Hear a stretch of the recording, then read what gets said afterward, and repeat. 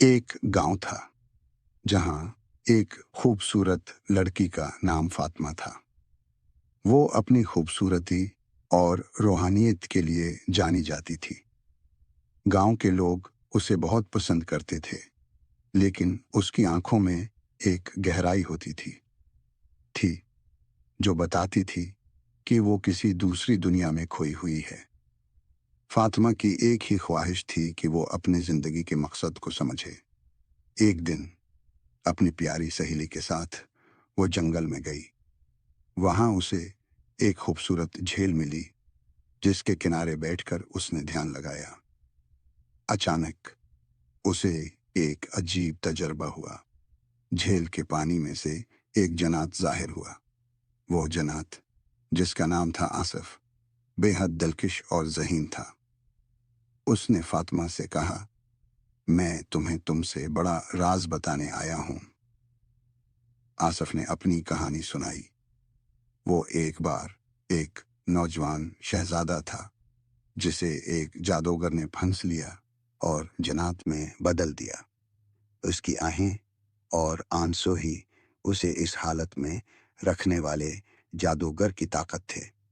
अगर कोई सच्चे मोहब्बत से उसे जाहिर कर सके तो वो अपनी असल शक्ल में वापस आ सकता था। फातिमा आसिफ के बारे में मतवजा हो गई। उसने महसूस किया कि उसकी मदद करके वो न सिर्फ उसकी रहाई में मदद कर सकती है, बल्कि अपनी अपनी रूह का भी नजात कर सकती है। उसने अपने दिल की सुनी और आसिफ से कहा, मैं तुम्हारी मदद करना चाहती हूँ, लेकिन मुझे अपने मजहब और अपने वालिदैन की ख्वाहिशात से भी समझौता नहीं करना है। फातिमा ने अपने गांव के लोगों को बताना शुरू किया कि वो आसिफ की मदद करने जा रही है, लेकिन गांव में खौफ और शर्म थी। लोगों ने कहा कि जिन्नात से दोस्ती करना सही नहीं है, लेकिन फातिमा ने अपने इरादे को मजबूत रखा। वो रोज उस झील के पास जाती और आसिफ से मिलती। एक दिन फातिमा ने आसिफ से कहा, मैं तुम्हारे लिए सच्चा मोहब्बत महसूस करती हूँ। मैं तुम्हें आज़ाद करना चाहती हूँ। आसिफ ने उसकी बात सुनकर कहा, अगर तुम वाकई मुझसे मोहब्बत हो करती हो तो तुम्हें एक मुश्किल इम्तिहान से गुजरना होगा। फातिमा ने इस चनवती को कबूल किया। उसे कुछ खास अनासर इकट्ठे करने थे जो सिर्फ मोहब्बत के सच्चे अलामत थे। उसने उन्हें तलाश करने का सफर शुरू किया। फातिमा ने मोहब्बत और सच्चाई के साथ तमाम अनासर इकट्ठे कर लिए और झील के पास वापस गई। जैसे ही उसने अनासर को मिलाया, आसिफ की ताकत फिर से बेदार हुई। एक चमकदार रोशनी ने आसिफ को घेर लिया और वो एक खूबसूरत शहजादे में तब्दील हो गया।